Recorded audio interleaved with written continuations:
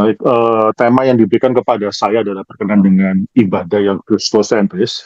Nanti saya akan memilih satu perikop daripada firman Tuhan yang mungkin tidak seperti yang Anda pikirkan ya, bukan berkenaan dengan ibadah dalam pengertian yang sempit, yaitu ibadah gerejawi, ibadah mungkin dalam persekutuan, dalam kebaktian hari Minggu, dan seterusnya. Tapi ibadah pengertian lebih luas, yaitu ibadah dalam hidup kita, dalam seumur hidup kita. Ya, mari kita buka firman Tuhan kita dari surat Petrus yang pertama, ya, 1 Petrus pasal yang pertama. Saya akan membacakan bagi Anda sekalian dari ayat yang pertama sampai ayat yang ke-12. Sekali lagi 1 Petrus pasal yang pertama, ayat yang pertama sampai dengan ayat yang ke-12, dan demikianlah firman Tuhan. Dari Petrus, Rasul Yesus Kristus, kepada orang-orang pendatang yang tersebar di Pontus, Galatia, Kapadokia, Asia Kecil, dan Bitinia. Saudara, kalau saudara perhatikan, ini daerah-daerah adalah daerah di Asia, di Turki sekarang, di Asia Kecil. Ya, ini Asia Kecil, di Turki, bukan di Asia yang seperti kita pikirkan pada saat ini ya. Ini di Turki. Yaitu orang-orang yang dipilih sesuai dengan rencana Allah, Bapa kita, dan yang dikuduskan oleh Roh, supaya taat kepada Yesus Kristus dan menerima percikan darahnya. Kiranya kasih karunia dan damai sejahtera makin melimpah. Yang ketiga, terpujilah Allah dan Bapa Tuhan kita Yesus Kristus yang karena rahmat-Nya yang besar telah melahirkan kita kembali oleh kebangkitan Yesus Kristus yang dari antara orang mati kepada suatu hidup yang penuh pengharapan, untuk menerima suatu bagian yang tidak dapat binasa dan tidak dapat tercemar dan tidak dapat layu, yang tersimpan di surga bagi kamu, yaitu kamu yang dipelihara dalam kekuatan Allah karena imanmu, sementara kamu menantikan keselamatan yang telah tersedia untuk dinyatakan pada zaman akhir. Bergembiralah akan hal itu, sekalipun sekarang ini kamu seketika harus berduka cita oleh berbagai-bagai pencobaan. Seketika, atau dalam bahasa aslinya itu little while, ya, dalam waktu yang singkat, harus berduka cita oleh berbagai-bagai pencobaan. Ketujuh, maksud semuanya itu ialah untuk membuktikan kemurnian imanmu yang jauh lebih tinggi nilainya daripada emas yang fana, yang diuji kemurniannya dengan api, sehingga kamu memperoleh puji-pujian dan kemuliaan dan kehormatan bagi pada hari Yesus Kristus menyatakan dirinya. Sekalipun kamu belum pernah melihat Dia, namun kamu mengasihinya. Kau percaya kepadanya, sekalipun kamu sekarang tidak melihatnya, karena kamu bergembira karena sukacita yang mulia dan yang tidak terkatakan. Karena kamu telah mencapai tujuan imanmu, yaitu keselamatan jiwamu. Keselamatan itulah yang diselidiki dan diteliti oleh nabi-nabi yang telah bernubuat tentang kasih karunia yang diuntukkan bagimu, dan mereka meneliti saat yang mana dan yang bagaimana yang dimaksudkan oleh Roh Kristus yang ada di dalam mereka, yaitu Roh yang sebelumnya memberi kesaksian tentang segala penderitaan yang akan menimpa Kristus dan tentang segala kemuliaan yang menyusul sesudah itu. Kepada mereka telah dinyatakan bahwa mereka bukan melayani diri mereka sendiri, tetapi melayani kamu dengan segala sesuatu yang telah diberitakan sekarang kepada kamu dengan perantaran mereka yang oleh Roh Kudus yang diutus dari sorga menyampaikan berita Injil kepada kamu, yaitu hal yang ingin diketahui oleh malaikat-malaikat. Oke, mari kita tundukkan kepala bersama-sama dan kita masuk di dalam doa. Bahwa dalam surga, berkatilah pemberitaan firman Tuhan ini, kami telah membuka sebagian kecil daripada firman Tuhan, agar kami ya Tuhan bisa menghargai firman Tuhan dan mengerti bahwa apa yang kami baca, semua yang tertulis bagi kami, itu adalah nafas daripada Allah sendiri. Firman Tuhan itu hidup dan berbicara kepada kami. Kami sudah membuka, menyerahkan pikiran dan menghadiri hati kami, berbicara kepada kami semua. Kalau kami bisa mengerti firman Tuhan yang kami baca pada hari ini, itu bukan karena kami pandai, tapi karena kami diberikan belas kasihan oleh Bapa di surga. Berbelas kasihanlah kepada kami semua. Dalam nama Yesus Kristus kami berdoa dan mengucap syukur. Amin. Ya, Saudara, ini surat ditulis dan dikatakan ditulis dari Petrus. Kita sudah baca ya dari Petrus, walaupun ada scholarship pada zaman modern ini yang mempertanyakan apakah ini benar Petrus yang menuliskan. Ada yang menanyakan hal ini karena style atau bahasa Greka yang digunakan di dalam satu Petrus ini ada suatu bahasa yang mungkin sangat sophisticated, lebih tinggi daripada apa yang bisa mungkin diberikan oleh hanya seorang nelayan seperti Petrus. Jadi ada orang yang mempertanyakan penulisan daripada surat Petrus ini, dan mungkin bahkan orang mempertanyakan ya ini kapan surat ini dituliskan ya. Ada yang mengatakan mungkin dituliskan pada akhir daripada abad pertama di dalam zaman daripada Kaisar Domitian, ataupun di awal daripada abad kedua dari Kaisar, di bawah Kaisar dalam periode Kaisar Trajan ya. Domitian tadi itu di akhir abad pertama, kira-kira sampai 81-96 ya, akhir abad pertama. Trajan itu di ya akhir abad pertama, awal abad kedua lah, 98-117. Kalau benar demikian, maka sudah pasti penulisnya bukan Petrus, karena Petrus itu mati di Roma pada zamannya Kaisar Nero, yaitu sekitar diperkirakan mungkin dia meninggal tahun 67 Masehi, 64-67 ya, kita tidak tahu exactnya kapan sore. Kira-kira mungkin sekitar tahun 67. Saya percaya ini surat adalah benar-benar ditulis oleh Petrus. Kalau dikatakan bahwa Petrus adalah seorang nelayan, jangan lupa bahwa dia bukanlah nelayan biasa. Dia adalah nelayan yang mungkin cukup berada, dan kalau dikatakan bahwa tidak mungkin lah seorang nelayan memiliki bahasa yang tinggi seperti bahasa Greka dan seterusnya. Petrus adalah bukan nelayan biasa, yaitu adalah seorang nelayan yang mungkin kelas tinggi, dan sangat mungkin sekali Petrus itu bisa berbahasa Greka dan bercakap-cakap dalam bahasa Greka.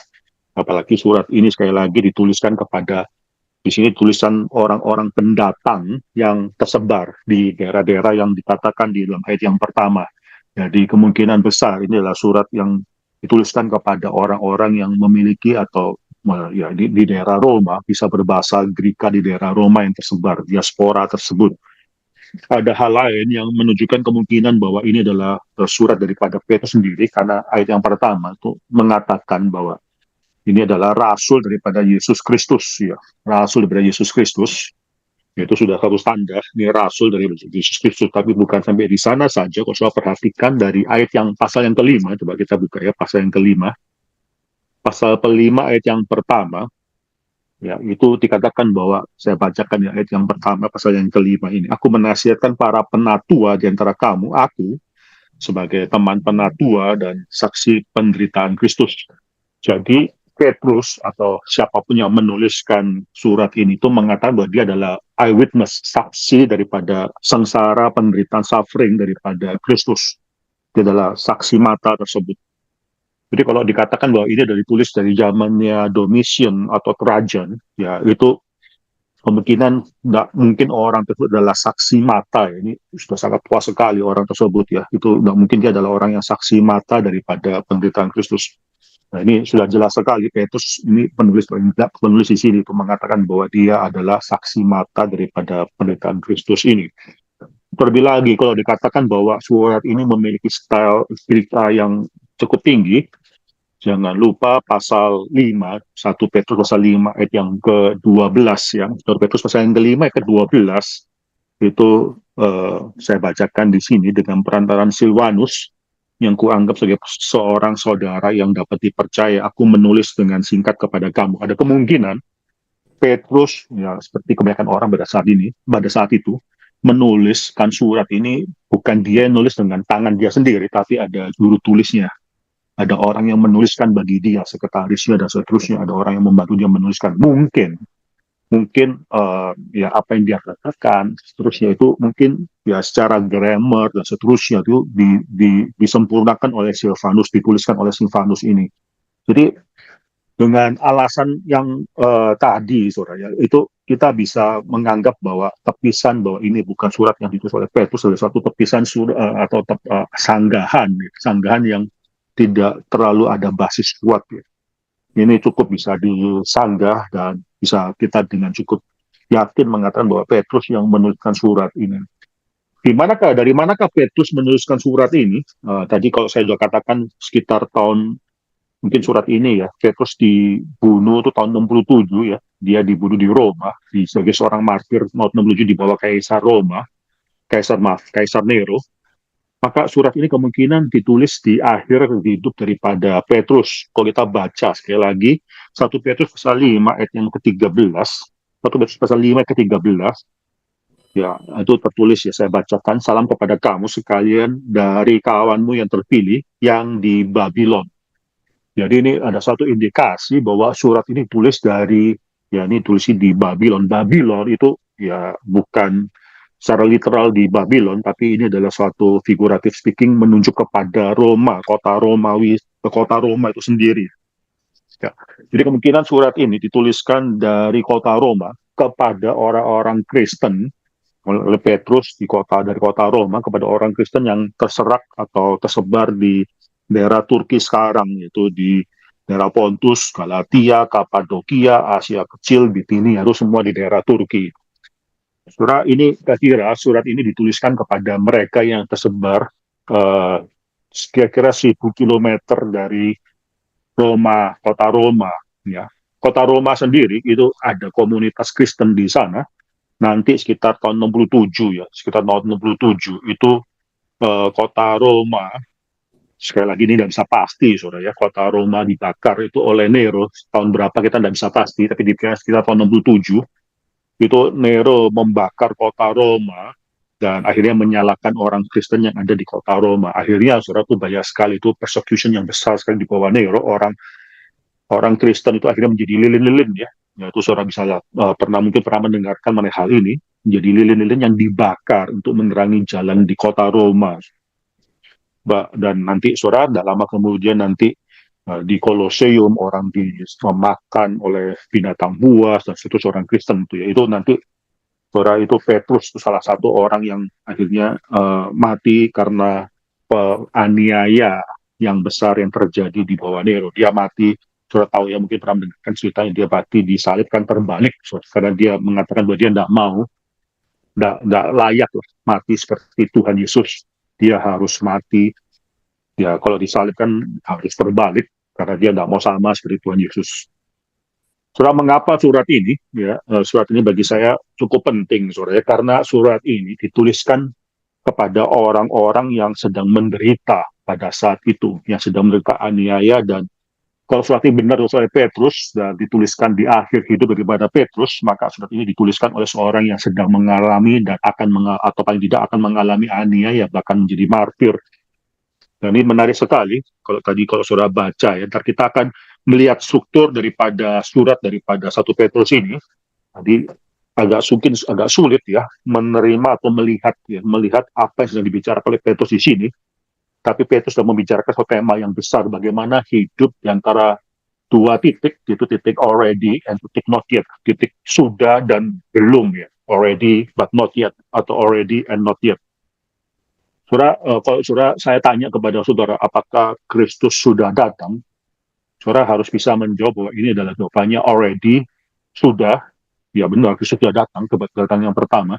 Tapi juga belum datang, not yet, belum datang. Itu karena kita masih menantikan kedatangan yang kedua.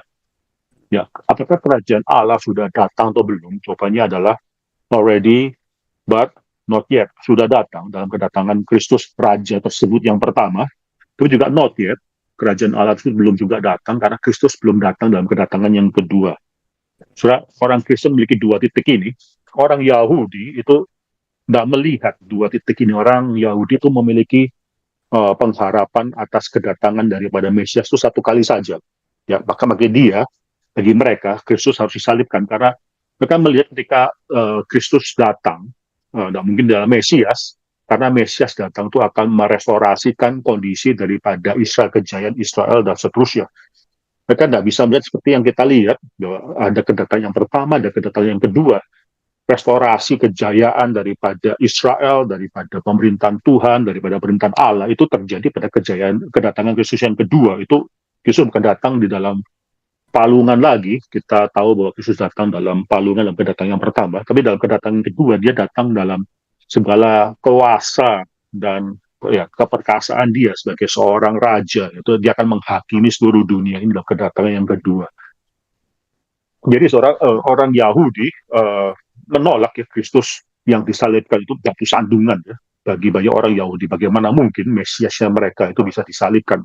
Dan mereka tidak merasakan bagaimana bahwa mereka dilepaskan daripada penjajahan kuasa penjajahan dari Roma. Mereka tidak melihat bagaimana kejayaan daripada Israel itu kembali kepada mereka. Enggak. Jadi mereka menolak Mesias yang disalibkan ini.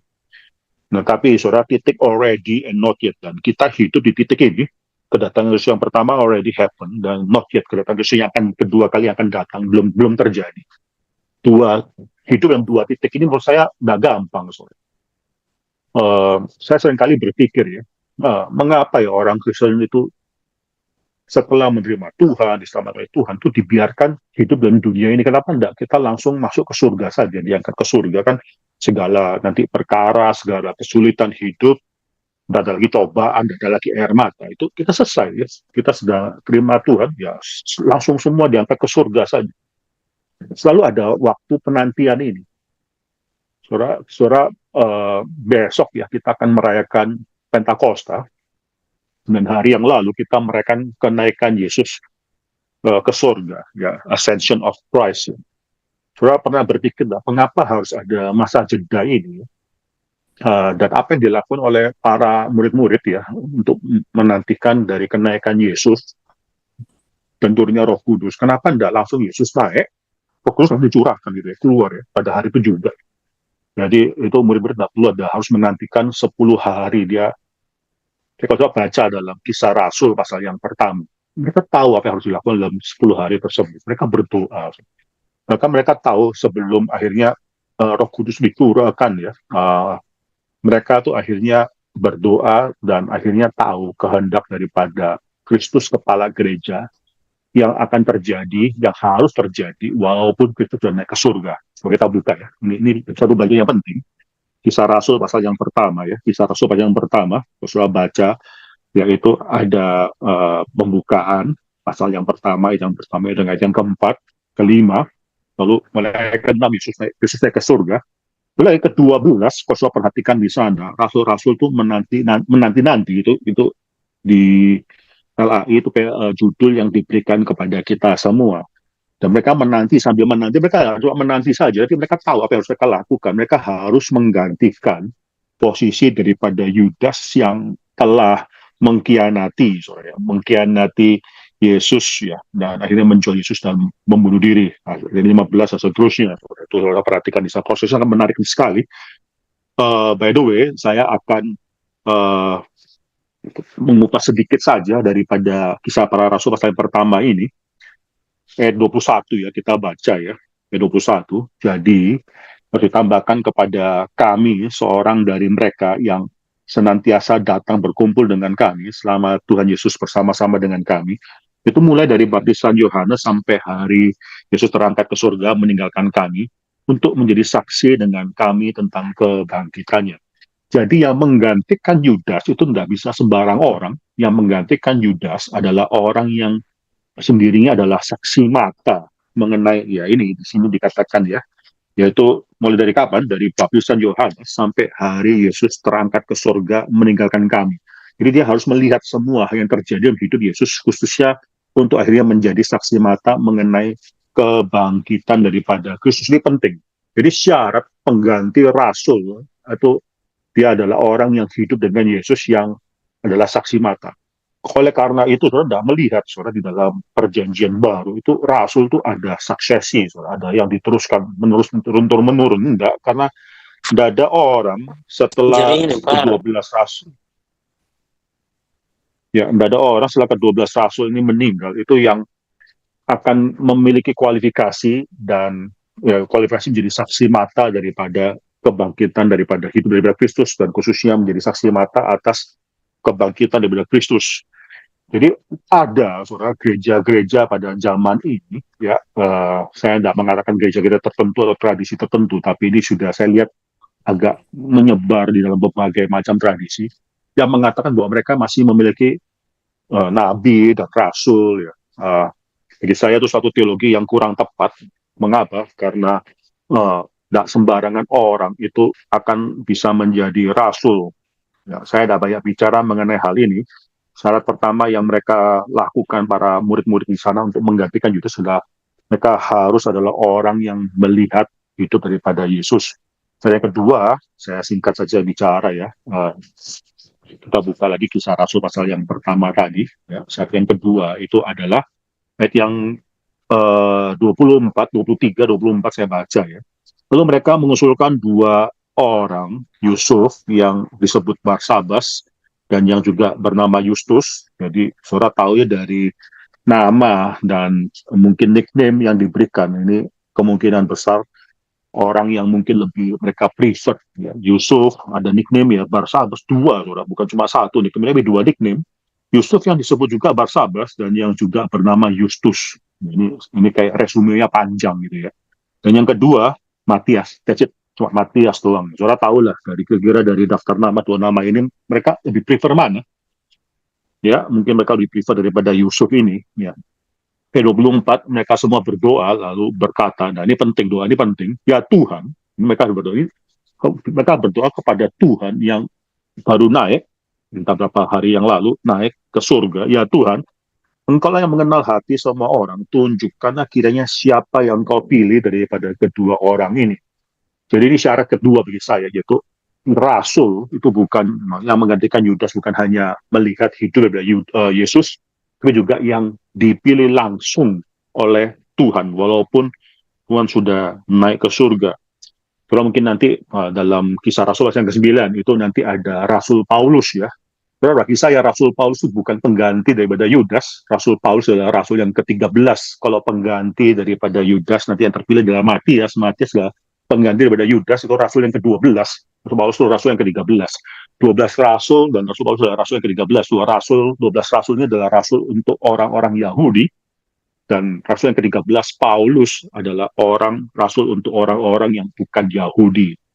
Saudara, walaupun Paulus bukanlah orang yang melihat saksi mata daripada hidup daripada Yesus, tapi dia tetap memenuhi syarat yang kedua karena Paulus itu dipilih oleh Yesus sendiri. Ya, Paulus dipilih oleh Yesus dalam Kisah pasal 9 itu bahkan dikatakan bahwa Yesus mengatakan ya kepada Ananias ya bahwa Paulus ini adalah orang pilihannya dia yang akan memberitakan mengenai dia ke bangsa-bangsa bukan Yahudi.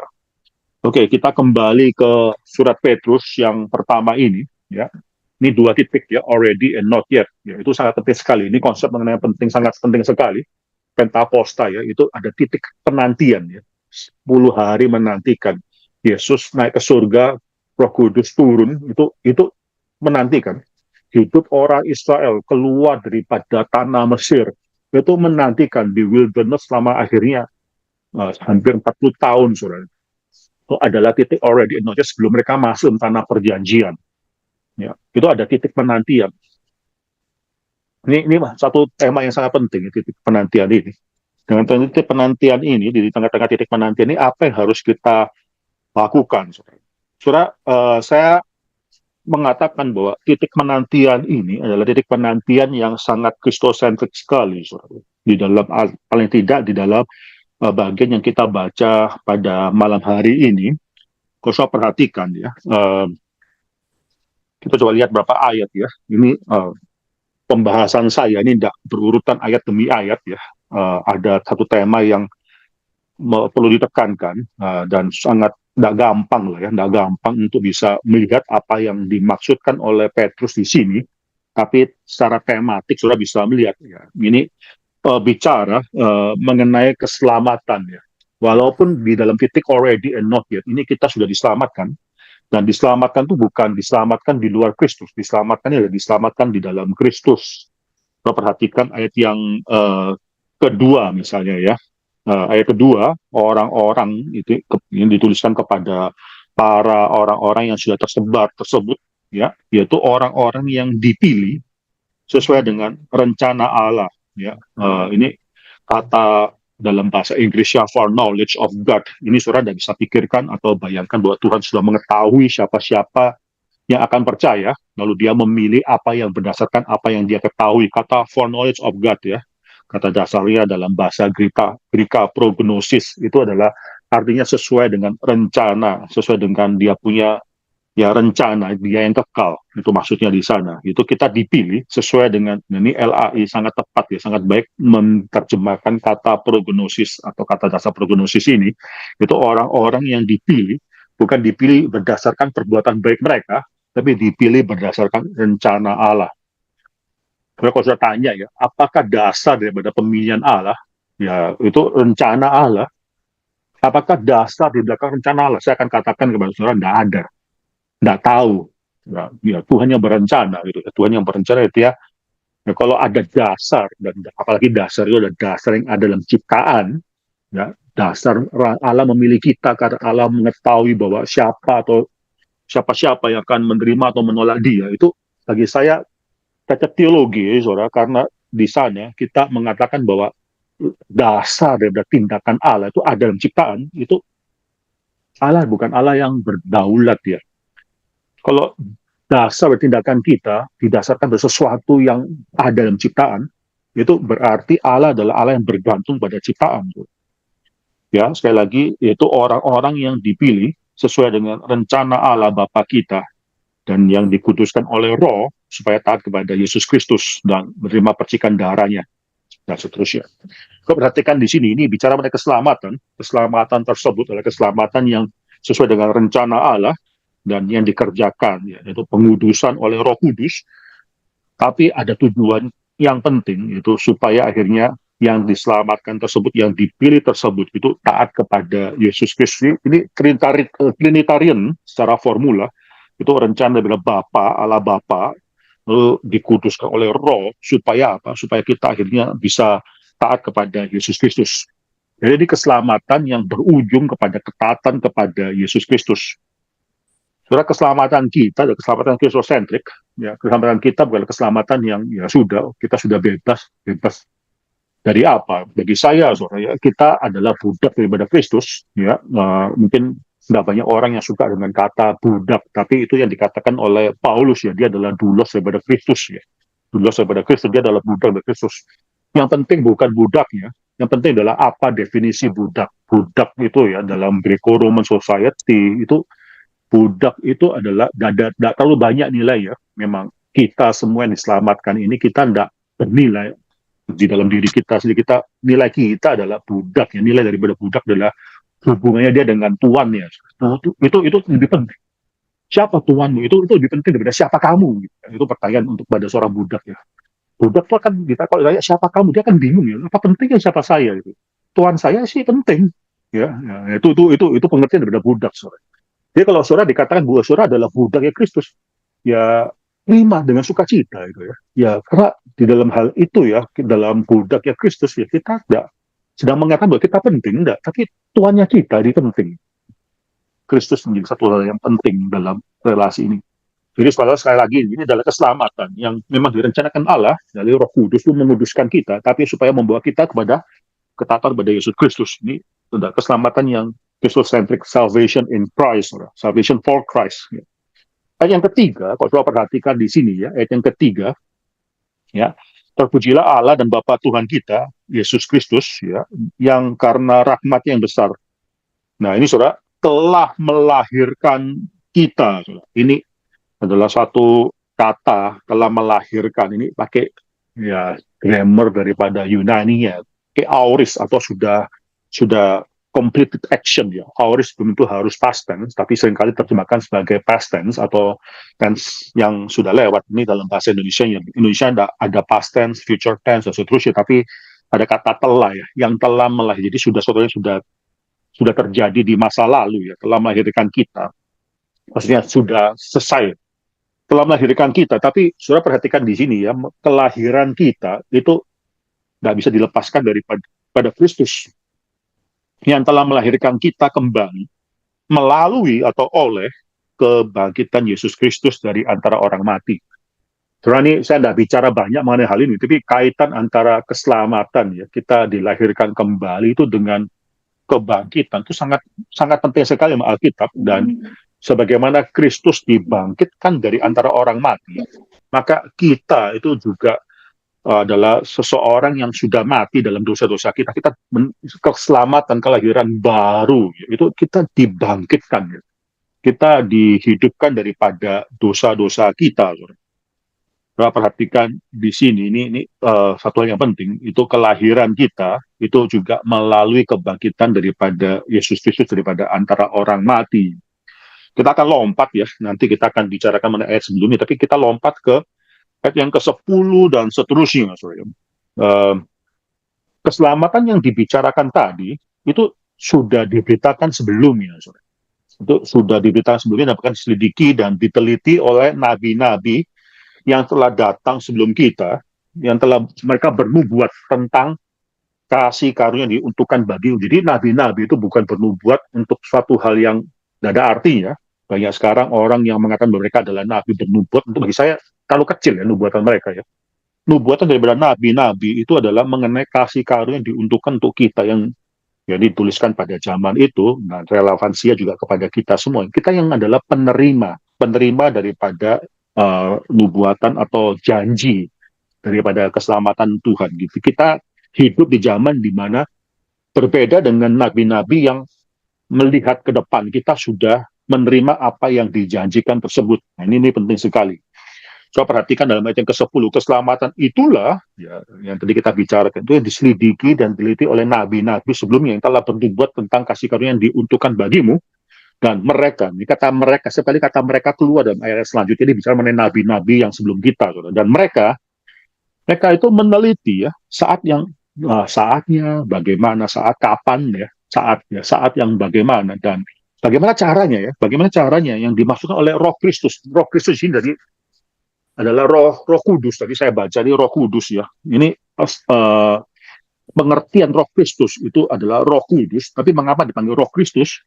Karena Roh Kudus ini nanti akan berbicara mengenai, kepada nabi-nabi tersebut, itu bicara mengenai Kristus. Jadi Roh Kudus itu akan menyampaikan banyak mengenai Kristus. Sekarang banyak gereja yang banyak bicara mengenai Roh Kudus ya. Tapi kalau sudah pelajari apa yang dibicarakan oleh gereja-gereja yang mengklaim memiliki Roh Kudus tersebut, itu tidak banyak bicara mengenai Kristus. Gereja yang banyak bicara mengenai Kristus adalah gereja yang dipenuhi oleh Roh Kudus. Karena Roh Kudus itu datang, ini Yohanes pasal 16 ya, bukan untuk memuliakan dirinya, tapi dia datang untuk membicarakan mengenai Kristus. Ini Roh Kristus, dan ini Roh Kudus ini berbicara kepada para nabi-nabi sebelum itu mengenai saat, kapan ya, saat yang bagaimana dan caranya yang dimasukkan oleh Roh Kudus. Itu bicara mengenai apa? Mengenai penderitaan yang akan menimpa Kristus dan tentang segala kemuliaan yang menyusul sesudah itu. Jadi bicara mengenai dua hal, bukan cuma penderitaan saja, tapi juga kemuliaan yang akan diterima oleh Kristus. Nah, ini sangat penting sekali. Keselamatan ini, bahkan kalau kita sekarang sudah nikmati, ini bahkan sudah dibicarakan sebelumnya, tapi orang-orang sebelumnya itu juga tetap melihat bahwa Injil itu adalah Injil yang bicara mengenai Kristus yang akan mati dan bangkit. Ini penderitaan dan kemuliaan. Ya, ayat 12 saya tidak baca, tapi kalau saya baca di sana, kepada mereka, ya, ini kata mereka keluar lagi, kepada para nabi tersebut, telah dinyatakan bahwa mereka bukan sedang, ini Roh Kudus berbicara pada mereka, bukan supaya mereka akhirnya menikmati, ya, melayani diri mereka sendiri, tidak, tapi mereka sedang mempersiapkan itu orang-orang yang akan menerima, melayani kamu, gitu. Mereka yang jadi audiens daripada Petrus dan kita semua. Mereka semua ini, nabi-nabi ini melayani kita semua dengan segala sesuatu yang telah diberitakan sekarang dan seterusnya. Anda baca. Jadi saudara perlihat di sini, ini bicara mengenai keselamatan, dan keselamatan yang sangat dekat sekali kaitannya dengan Kristus. Ya. Baik ayat yang kedua, ayat ketiga, ayat ke-10, seterusnya, ini bicara mengenai hal tersebut. Sekarang kita akan lebih banyak bicara mengenai isi daripada tubuh apa yang kita baca di sini, ya, ayat yang ada di tengah-tengah di sini. Dan bagi saya ini bicara mengenai satu tema yang penting, already and not yet. Mengapa tema already and not yet ini penting? Karena ibadah, ya, kalau sudah perhatikan mengenai ibadah. Ibadah itu bukan berarti dalam hal kecil mengenai ibadah dalam hari Minggu dan seterusnya. Ibadah pada seluruh hidup kita itu adalah ibadah di hadapan Tuhan. Jadi tema mengenai ibadah yang Kristosentrik ya, itu jangan direduksi menjadi suatu ibadah pada hari Minggu. Ketika kita sudah mereduksi ibadah hanya ibadah pada hari Minggu, itu sudah tidak Kristosentrik. Ya, kita harus melihat ini adalah satu hal yang besar, ibadah. Saya suka dalam bahasa Ibrani, dalam bahasa Ibrani kata avoda, kerja. Kerja itu diterjemahkan juga sebagai ibadah. Kerja dan ibadah, ya. Salah satu contohnya adalah Keluaran pasal 7 ayat 16 ya. Keluaran pasal 7 ayat 16, let my people go ya. Itu Tuhan memerintahkan ya kepada Musa untuk berkata kepada Firaun, biarkanlah umatku pergi so that they can. Nah, dalam bahasa Inggris dan bahasa Indonesia, coba kita buka lah ya. Dalam bahasa Inggris dan bahasa Indonesia ini terjemahannya kok agak agak berbeda ya. Kita buka Keluaran ya. Keluaran pasal yang ke-7 ya. Keluaran pasal 7 ayat yang ke-16 dan katakanlah kepadanya, Tuhan Allah orang Ibrani telah mengutus aku kepadamu untuk mengatakan, biarkanlah umatku pergi, let my people go. Biarkanlah umatku pergi supaya mereka beribadah kepadaku di padang gurun. Ya, ini Indonesia LAI menerjemahkan kata itu sebagai beribadah, ya, worship. Tapi kalau saya perhatikan dalam terjemahan bahasa Inggris, dalam beberapa terjemahan bahasa Inggris, so that they can serve me, itu supaya mereka bisa bekerja atau melayani aku, itu serve ya, to serve ya, bukan to worship, tapi to serve. Supaya mereka bisa serve me in the wilderness. Saudara nggak bisa akhirnya mempertentangkan. Wah, kalau begitu mungkin Indonesia yang salah terjemahan atau bahasa Inggris salah terjemahan. Enggak, karena kata dasarnya avoda itu bisa bicara mengenai kedua hal ini, yaitu bekerja dan juga beribadah. Dalam hidup kita juga demikian. Saudara lebih banyak meluangkan waktu di luar gereja daripada dalam gereja. Dalam gereja itu mungkin saudara ibadah itu ya 2 jam atau berapa lama ya per minggu. Tapi di luar gereja, di luar ibadah, jam ibadah sempit tersebut, yang pengertian sempit tersebut, itu saudara meluangkan waktu lebih banyak, saudara bekerja. Saudara hidupmu menunjukkan ibadahmu. Caramu bekerja, caramu akhirnya mengeluarkan mencucurkan keringat itu menunjukkan ibadahmu kepada Tuhan. Ya, seseorang yang males-malesan dalam bekerja, tidak bisa setia, tidak bisa excellent dalam bekerja, orang itu sedang mengatakan bahwa Tuhan itu tidak layak mendapatkan segala yang excellent daripada hidup dia. Jadi saudara jangan katakan pada saya ibadah pada hari Minggu, luar biasa ibadah pelayanan saya, tapi saya sudah mengatakan pada saya bahwa saya dalam hari-hari biasa tuh saya kerja sembarangan. Nggak bisa, saudara. Waktu saya di University of Connecticut mengambil program PhD di fisika, saudara ya, itu saudara saya mempelajari hal ini, saya lihat ya, postdoc saya, saudara, itu adalah seorang Islam dari Pakistan, saudara. Dan saya lihat, kalau saya perhatikan dia bekerja, dia tuh bisa kerja itu tiba-tiba hilang kemana gitu ya.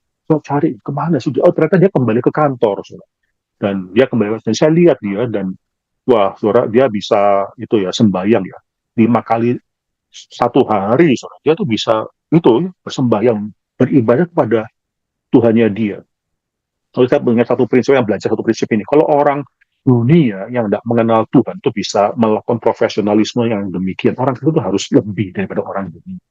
Profesionalisme orang Kristen, mengapa? Karena yang kita layani itu bukan bos. Yang kita layani itu adalah ya bukan uang. Ya jangan ada orang yang saya tidak suka. Ada orang kalau lebih excellent kerjanya itu karena dibayar lebih. Enggak. Yang kita layani adalah Tuhan yang telah ya menebus, bahkan Bapak yang telah memberikan anaknya untuk mati bagi saya. Itu luar biasa. Itu yang membuat akhirnya hidup kita ya hidup yang mau beribadah. Ketika seorang ibu ya membesarkan anaknya, saudara harus lihat ya jerih payahmu, bahkan mungkin air matamu dan seterusnya, itu adalah untuk apa? Untuk akhirnya mempersiapkan orang ini itu bisa beribadah kepada Tuhan. Ya, bukan supaya anak ini sukses, bukan supaya anak ini akhirnya mendapatkan uang yang besar, yang banyak, lalu akhirnya menjadi mendapatkan posisi kerja yang lebih permanen dan seterusnya. Bukan itu, tapi supaya anak ini bisa memuliakan Tuhan. Nah ini saudara, ini bijaksana yang kita perlukan di dalam hidup dalam dua titik ini already.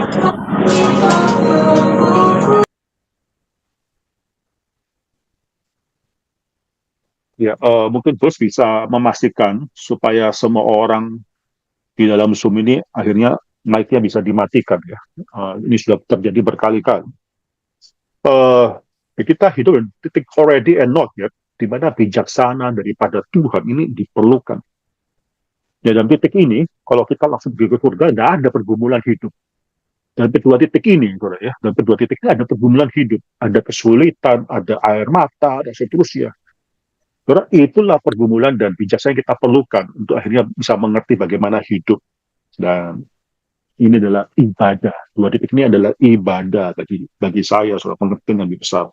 Oke, kita lihat beberapa hal yang ini. Coba perhatikan ya.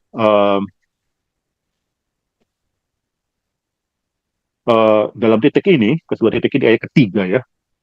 Ya, itu dikatakan bahwa Tuhan itu telah melahirkan kita kembali ya. Melahirkan itu saya sudah katakan tadi itu pakai kata auris ya atau completed action sudah melahirkan. Jadi sudah lewat, Tuhan sudah melahirkan kita kembali ini sudah lewat ya, sudah lewat. Lalu ayat ketiga di ayat keempat melahirkan kita untuk menerima suatu bagian atau dalam bahasa Inggrisnya, dalam bahasa Grekanya itu bukan cuma bagian apa ya, inheritance, warisan ya, suatu warisan. Warisan yang di sini dikatakan tidak dapat binasa, tidak dapat cemar, ada tiga hal ya, tidak bisa binasa, tidak dapat cemar, dan tidak dapat layu. Warisan yang kekal, warisan yang luar biasa. Ya, yang saudara sedang nantikan pada saat ini ya. Jadi dalam ayat yang keempat ini ada satu konotasi pengertian bahwa kita belum mendapatkan. Kita sudah mendapatkan keselamatan yang telah melahirkan kamu, ayat yang ketiga, itu already past, ya, itu pakai auris, untuk ya yang sudah kita dapatkan untuk menerima suatu bagian yang tidak dapat binasa. Itu in the future. Ya, teruskan lagi, saudara. Kalau saudara perhatikan di sini, ayat yang ada kalimat bagian ini adalah bagian yang tersimpan di surga itu. Jadi belum kita dapatkan, itu disimpan ya. Itu being kept di surga, itu kept inheritance di surga. Jadi belum kita dapatkan pada saat ini. Lalu kalimat selanjutnya ayat yang kelima, kita saat ini itu kita dipelihara dalam kekuatan Allah karena imanmu. Sementara kamu menantikan, ini bicara semua mengenai future expectation ya. Ini faedah atau benefit dari keselamatan itu in the future belum kita dapatkan. Selalu kamu menantikan keselamatan yang telah tersedia untuk dinyatakan pada zaman akhir ini. Ya, saudara perhatikan ya, ini saudara in the future dipelihara, kamu menantikan, dan seterusnya. Ini satu hal yang not yet, belum terjadi. Tapi luar biasa sekali, menarik bagi saya, saudara, fakta bahwa kita sekarang sudah menantikan tuh, bahwa kita masih mengharapkan ya, itu suatu hal yang akan datang, Yesus yang akan datang. Itu bukan mengatakan bahwa keselamatan itu kita belum miliki ya. Tadi ayat ketiga sudah jelas ya, kita sudah dilahirkan, kita sudah dilahirkan oleh karena kebangkitan Yesus Kristus. Tapi saudara, kalau saudara perhatikan ayat yang ke-9 ya, itu luar biasa. Ayat ke-9 itu mengatakan bahwa kamu telah mencapai tujuan imanmu. Tuh, kita sedang menantikan, tapi dikatakan bahwa kita telah mencapai tujuan iman kita, yaitu keselamatan daripada jiwamu. Saudara. Nah, ini luar biasa sekali ya. Luar biasa sekali, di mana dikatakan bahwa ya keselamatan itu sudah mencapai tujuan tersebut.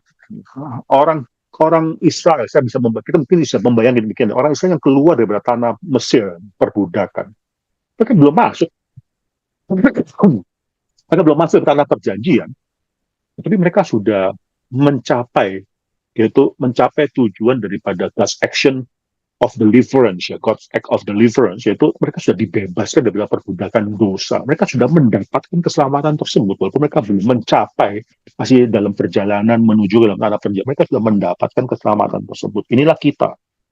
Kita adalah orang yang, ya ini saya percaya, perikop ini bicara mengenai already and not yet, ya kita sudah mendapatkan, kita sudah dilahirkan, pakai kata auris ya, ketiga, kita bahkan di ayat ke-9 itu mengatakan bahwa kita sudah mencapai tujuan daripada iman kita, sudah keselamatan daripada jiwa kita. Tapi juga ada aspek not yet-nya, kita masih akhirnya akan menerima suatu warisan yang disimpan, dan kita juga sedang dipelihara saat ini oleh Tuhan, oleh kuasa daripada Tuhan ya, dipelihara dalam kekuatan daripada Allah. Kita menantikan keselamatan yang telah tersedia untuk dinyatakan pada zaman akhir. Itu ayat yang kelima. Jadi menarik sekali ya. Ini ada tension ya, ada kayak paradoks ya, already and not yet, already and not. Kita di tengah-tengah tension ini. Saudara. Nah, saudara, apa yang harus kita lakukan sebagai orang Kristen yang hidup di tengah-tengah dua titik ini? Maka beberapa ayat ini yang penting, saudara. Um, ayat yang ke-6, saudara ya. Ayat ke-6. Ayat ke-6 ini dalam bahasa Indonesia ini kayak perintah ya. Bergembiralah. Itu kata la itu selalu adalah imperatif ya. Kalau saya perhatikan bahasa Grekanya ini bukan imperatif, saudara. Ini adalah indikatif. Saudara. Ini atau mungkin terjemahannya lebih tepat adalah engkau bergembira akan hal itu, ya akan hal itu sekalipun. Ya, ini luar biasa ya. Ini indikatif. Jadi bukan orang Kristen itu bukan bergembira karena diperintahkan oleh Tuhan, tapi bergembira dengan dua titik yang sulit ini, already and not yet ya. Ada nanti ini ayat 6 bicara nih mengenai apa ya? Mengenai di sini ya untuk sementara waktu, ya sementara waktu kamu harus berduka cita oleh karena berbagai-bagai pencobaan. Jadi ada duka cita, ada saudara di dalam titik ini. Orang teologi-teologi tertentu ya, itu yang kalau banyak bicara mengenai ya health and wealth, health and wealth gospel ya, mengenai teologi kemakmuran dan seterusnya. Bagi saya itu sangat rendah sekali teologi dan berkaitan demikian. Mengapa? Karena mereka tidak mengerti mengenai bahwa mereka itu sedang berpesta pora di tengah-tengah padang belantara. Itu teologi agak gimana ya, agak timpang ya menurut saya. Mereka tuh sedang sedang mereka tidak sadar bahwa mereka sedang dalam perjalanan ke dalam tanah perjanjian.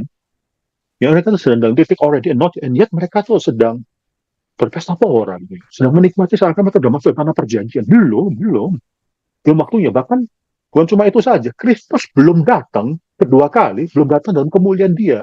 Apa hak kita untuk merebut kemuliaan daripada Kristus? Lalu kita merasakan bahwa inilah saat di mana kita bisa dimuliakan. Enggak, terlalu rendah kemuliaan namanya demikian. Kemuliaan yang dijanjikan pada kita itu luar biasa. Jadi dikatakan dalam ayat keempat ya, itu menerima suatu warisan yang tidak dapat binasa, yang tidak dapat cemar, dan tidak dapat layu. Itu adalah suatu kemuliaan yang akan dijanjikan kepada kita, akan diberikan kepada kita. Kalau dalam hidup ini, kita sudah merasakan bahwa kita sudah mendapatkan kemuliaan. Itu kemuliaan yang rendah, saudara. Karena kemuliaan itu adalah kemuliaan yang bisa binasa, adalah kemuliaan yang bisa dicemarkan, adalah kemuliaan yang bisa layu. Yang dijanjikan kepada kita adalah tiga hal ini, tidak bisa binasa, tidak bisa cemar, dan tidak bisa layu. Nah, so di sini, saudara, ini ada titik ya, dalam titik already know, ini ada duka cita. Ada duka cita. Tapi mengapa Tuhan membiarkan atau memberikan atau mengizinkan kita lah ya, lebih tepatnya, mengizinkan kita berada di dua titik ini? Maka ayat ke-6 itu luar biasa, supaya kita bisa bergembira. Nah, bergembiralah di sini itu bukan suatu perintah. Kamu ya, saya perintahkan kamu untuk bergembira. Walaupun kamu melalui duka cita, ya, kamu harus bergembira. Bergembira di sini bahasa Grekanya itu pakai kata indikatif. Fakta adalah orang Kristen yang kepada siapa ya Petrus menuliskan surat ini, mereka dokter diperintah, mereka sudah bergembira, saudara. Mereka ada joy di tengah-tengah duka cita, bergembira tengah-tengah duka cita. Mereka memiliki hal tersebut. By the way, saudara, ada kata yang penting di sini, mungkin yang tidak kita sadari ya. Ada kata bahwa kata harus di sana itu bergembiralah akan hal, kamu bergembira akan hal itu, sekalipun sekarang ini kamu seketika waktu saja, little while. Penderitaan kita adalah penderitaan yang seketika saja, kesulitan kita yang kita hadapi dibandingkan eternity yang dijanji kepada kita itu tidak ada artinya, itu hanyalah suatu ya, masa yang sangat singkat sekali. Kalau, nah ini kata harus nih, harusnya kalau harus is necessary, kita berduka cita. Saudara, saya sedang ini menggarisbawahi kata harus di sana ya. Kalau diharuskan, saudara berhati-hati. Michael Horton ya menuliskan Christless Christianity itu, tapi menurut saya ada aspek lainnya yang nggak dibahas oleh Michael Horton. Salah satu daripada kesulitan daripada banyak orang Kristen di Amerika, khusus di dunia Barat ya. Saya mungkin mulai masuk di Indonesia juga di dunia Timur, saudara. Itu adalah mereka merasakan bahwa menjadi orang Kristen itu harus ada sifat terapeutiknya, gembiranya ini, saudara. Terapeutik. Itu ya kita mau jadi orang yang nggak banyak lah ya, orang Kristen yang mungkin yang mau khotbahnya itu bicara kamu harus tekun dalam penderitaan kamu. Nggak maunya, saya kalau bisa mendapatkan ya imanku bisa mendapatkan mobil ini dan seterusnya. Ya. Itu Itu therapeutic Christianity, itu Christless Christianity, nggak bicara mengenai penderitaan Kristus, tapi bicara mengenai kemuliaan-kemuliaannya saja. Saudara. On the other hand, saudara, Christless Christianity itu bisa terjadi bukan cuma hal-hal yang enak didengarkan saja, tapi hal yang tidak enak. Ya. Saudara, saya teringat dengan seseorang, mungkin abad yang ke-5, kalau saya salah, abad ke-4, abad ke-5, kalau saya tidak salah ingat. Simon Stylitz ya, adalah seorang asketik. Dia adalah orang yang akhirnya mengambil keputusan setelah dia menerima Kristus, dia akan menyiksa diri dia dengan cara apa? Akhirnya dia untuk berapa puluh tahun, saya agak lupa, mungkin 30-40 tahun, berikutnya setelah dia menjadi orang Kristen, itu akhirnya dia naik di atas satu platform, ya, lalu duduk di sana, nah, itu makan orang bawa hantar ke atas, dan seterusnya, dan tinggal di sana, platformnya kecil, 1 kali 1 meter, itu menderita. Dia pikir, kalau dia semakin menderita, semakin kudus, gitu ya. Nah ini kita harus hati-hati, saudara ya. Kita harus hati-hati dengan konsep semacam demikian. Fakta bahwa seseorang menderita tidak menjadikan dia semakin mencintai Tuhan atau lebih dekat pada Tuhan.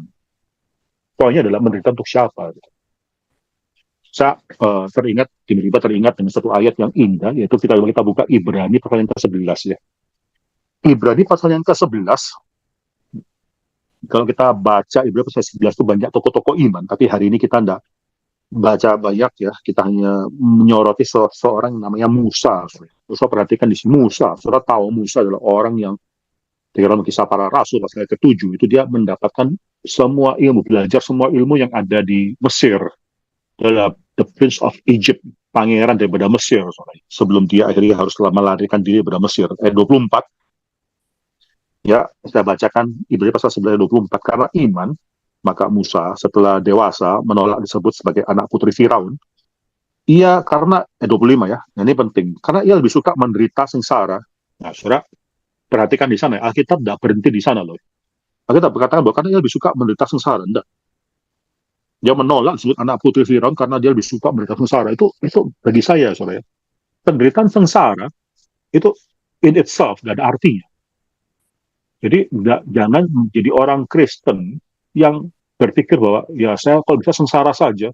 Yang dari saya mau tanya adalah kamu sengsara demi siapa? Itu lebih penting. Kau perhatikan di sini Musa, ia lebih suka menderita sengsara dengan umat Allah. Itu penting.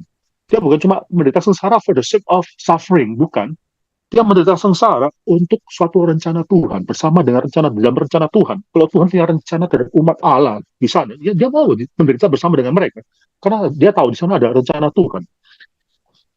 Ya, saudara perhatikan ya, karena dia lebih suka menderita sengsara dengan umat Allah daripada untuk sementara menikmati kesenangan dari dosa dan seterusnya. Jadi di sini saudara, kata if necessary dalam bahasa Grekanya, dalam bahasa Indonesia cuma kata harus ya. Ya ini dalam bahasa Indonesia saya agak kritisi ya terjemahan ini. Bergembiralah akan hal itu sekalipun sekarang ini kamu seketika harus berduka cita. Dalam bahasa Inggrisnya, dalam bahasa Grekanya itu bukan demikian. Kamu selalu bergembira walaupun sementara ini, sementara little while, kamu berduka cita kalau harus. Kalau memang harus, ya berduka cita. Kalau memang harus, ya. Terus kita lompat, saudara, ayat ke-7 ya. Kita terus ayat ke-7 ya. Kalau perhatikan di sini, kita bergembira untuk segala sesuatu. Itu tujuannya apa? Ada tujuannya. Maksud semuanya itu ialah untuk membuktikan kemurnian daripada imanmu, saudara.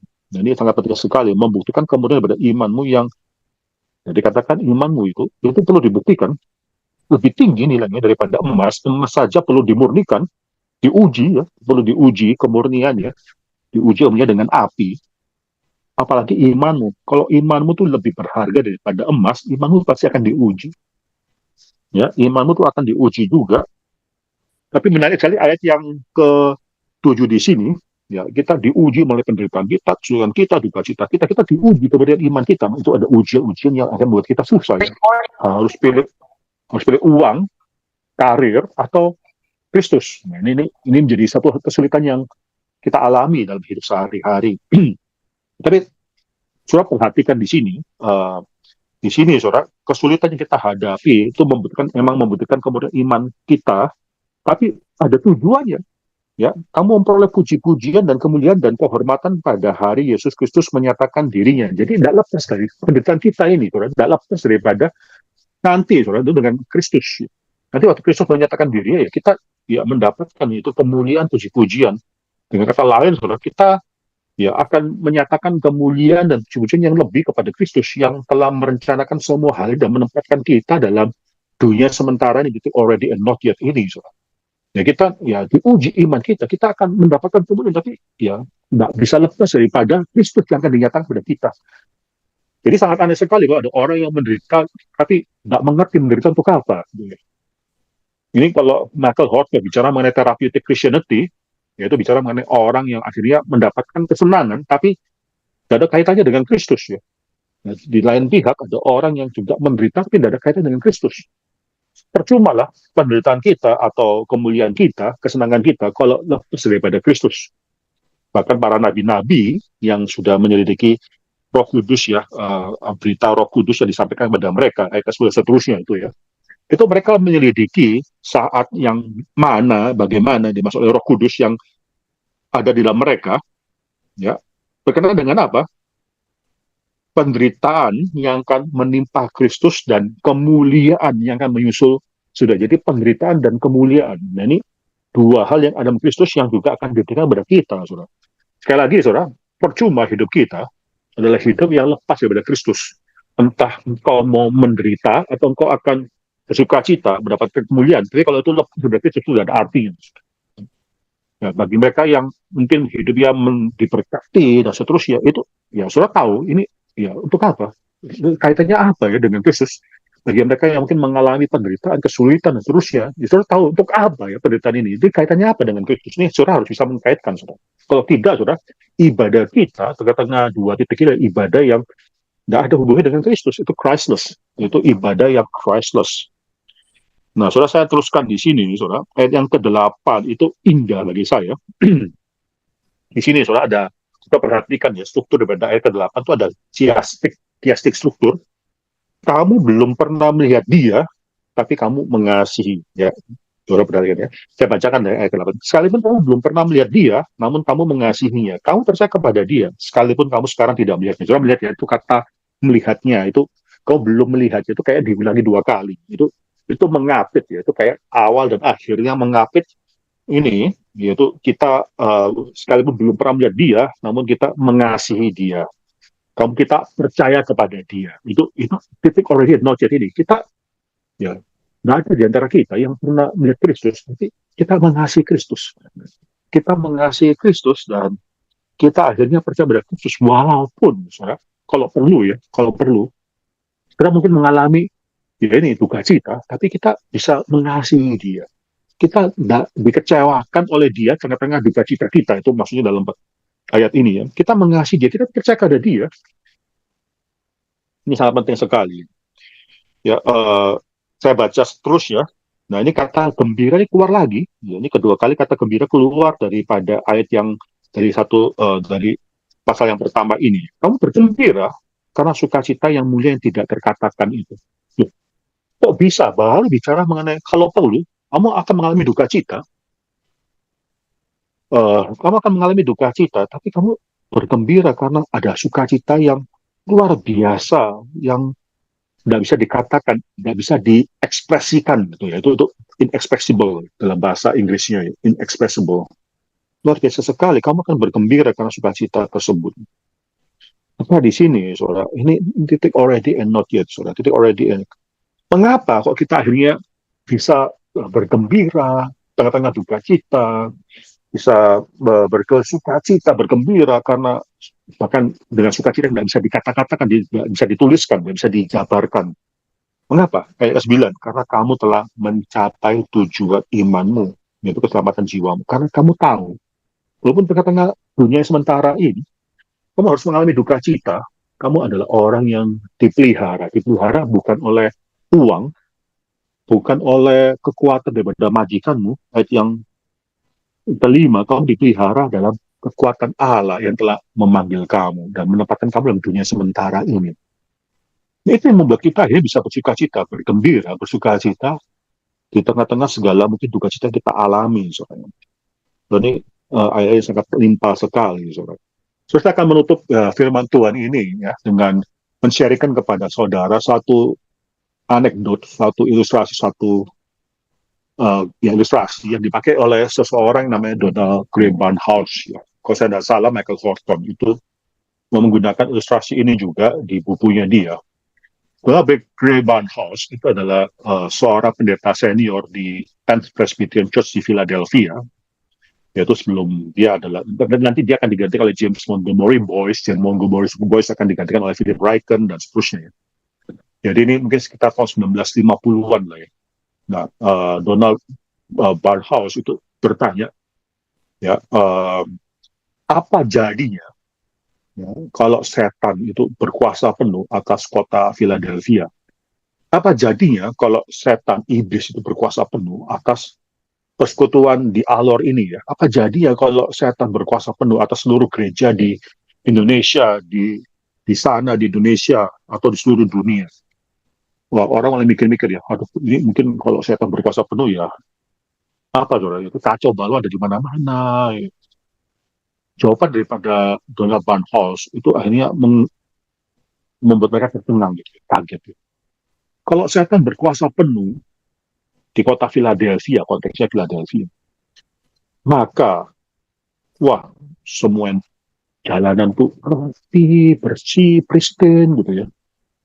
Lalu orang muda, orang anak muda itu akan menyapa orang-orang yang lebih tua itu dengan sangat sopan sekali, yes sir, no ma'am gitu ya.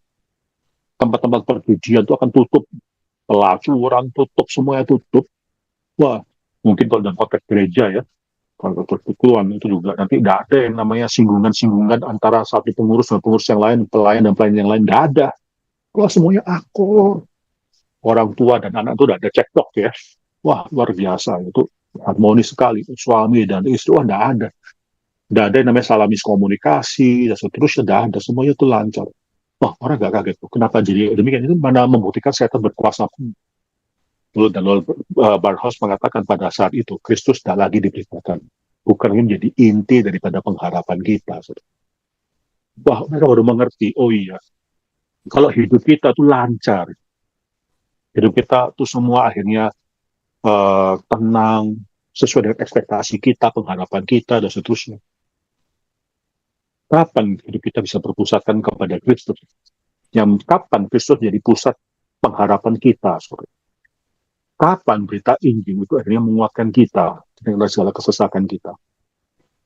So, di tengah-tengah dua titik ini, already and not yet. Cara setan yang paling mudah untuk menipu kita dalam memberikan kita kelancaran, so. Memberikan tidak ada ujian, tidak ada cobaan, enggak. Kalau kita melakukan hal tersebut, itu dengan sangat mudah. Kita melupakan Kristus. Wah, ternyata itu suami dan istri semua tidak perlu ada usaha untuk bergantung, berdoa kepada Kristus. Tidak perlu. Dan itu bisa akhirnya menjalankan hidup itu tidak perlu bergantung pada Kristus lagi. Itu semuanya lancar.